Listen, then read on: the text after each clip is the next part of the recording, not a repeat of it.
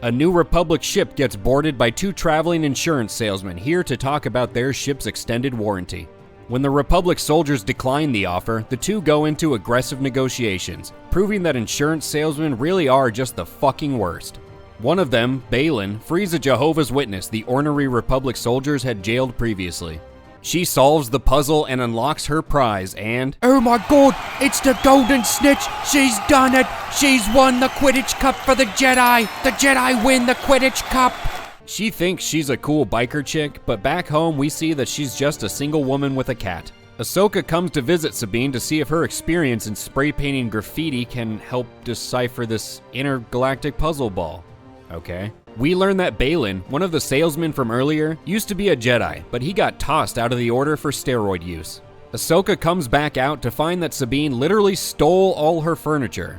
Sabine unlocks the ball because no one before her thought to spin the moving parts to make the design line up.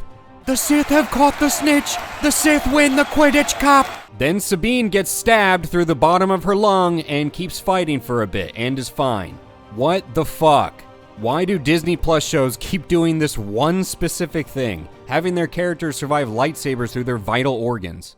We hop back to Sabine where this droid tells her that if she's just going to sulk in bed all day, she might as well kill herself, and even hands her a weapon.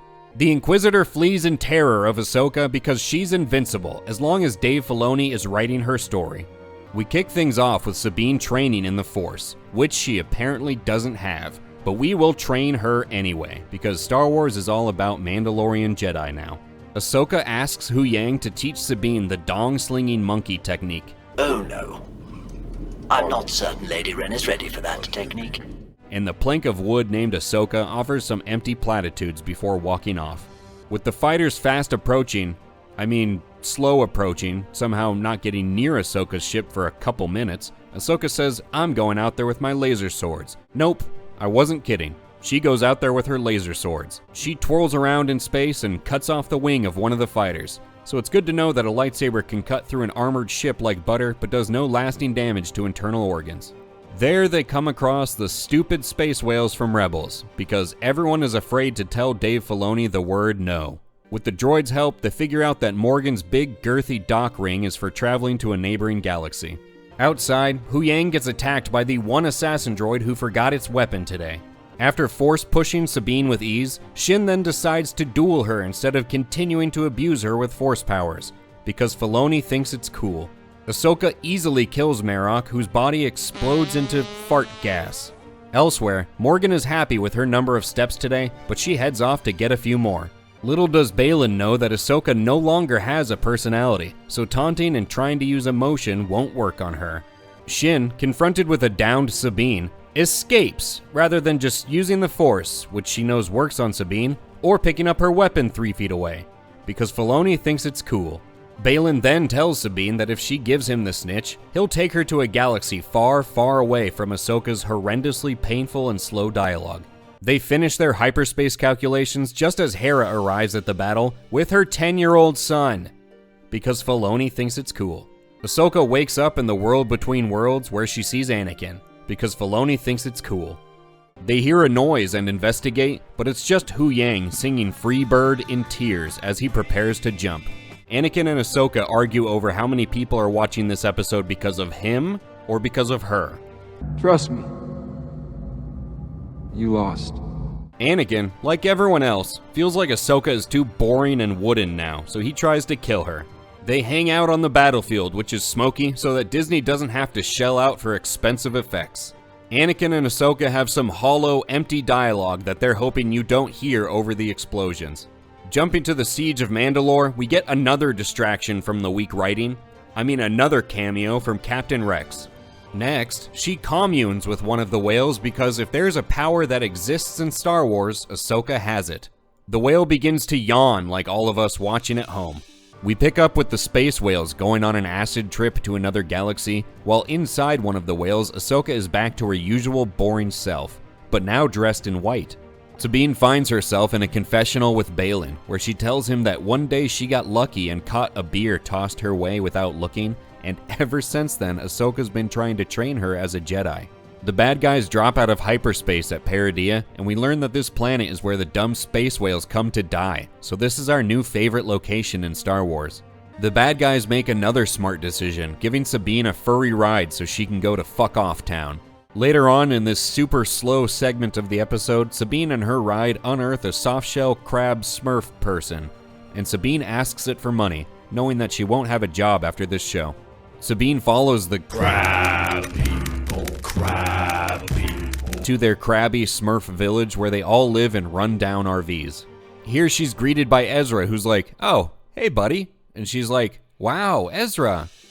Hey, great to see you," in a super underwhelming reunion. And at the end of this reunion, Ezra's like, "Oh, hey, BT dubs. How did you get here?" And Sabine is like, "Psh, don't worry about it, bro," as she neglects to mention all of the existential threats they face in leaving this place. The show is dragging on per usual when a shiny fan service distraction walks in the door. Even in training, Ahsoka's movements are slow and painful to watch. The whales drop out of hyperspace right in the middle of a minefield. Yeah, get 'em! Fuck you, whale! Then the whales fart back off into hyperspace. Good riddance. Elsewhere, Ezra and Sabine are just kinda taking it easy, going for a slow ride across the plains, not worrying about little things like getting back to their galaxy or stopping Thrawn. Not a care in the world. Then Ezra reacts how everyone reacted when hearing this news. Ahsoka took me on as her apprentice. She what? Why? Really? Go on! The good guys then destroy the remains of the dead whales, hoping that in a few generations, no one will remember these stupid things ever existed, and hops down out of the moving ship with hilariously bad CGI to face Baylan. Thrawn is playing Risk back at the ship to pass the time until Disney has the balls to really use his character. It'll be a while. Ahsoka and her short bus comrades are absolutely crawling toward the final conflict, without any sense of concern or urgency. Boy, it really makes us at home care about the stakes when the characters don't seem to give a fuck.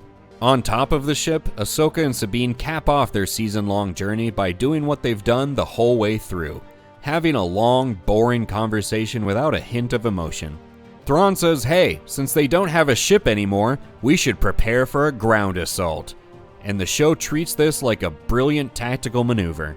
Hu Yang is mentally checked out of this show and doesn't even bother stopping the crab people from hotwiring and stealing their ship. But suddenly, the witches reanimate the troopers, except now, they're even more mindless and stupid than before. They pursue the sorry excuse for heroes this show has in what is like a zombie chase scene, but if you removed all of the stakes and tension and danger and excitement. But when the time comes, she just stands there and allows Ezra and Sabine to walk right past her. Bitch, you had one job. Ahsoka then faces off with Morgan. Hey, where the fuck are Shin and Baylan? Looks like they're wisely avoiding this dump of a finale. But Sabine, on the other hand, just gets the Force out of nowhere. Glad to see those 6 minutes of training 5 episodes ago paid off. Then, less than a minute after popping her cherry on the Force, Sabine is ready to just wield it with ease, now able to push Ezra across great distances, giving us this painfully stupid scene. And the New Republic lets another enemy vessel with an unknown pilot dock with their ship. Back in the other galaxy, Sabine is like, hey wait, did we just switch places with Ezra and Thrawn?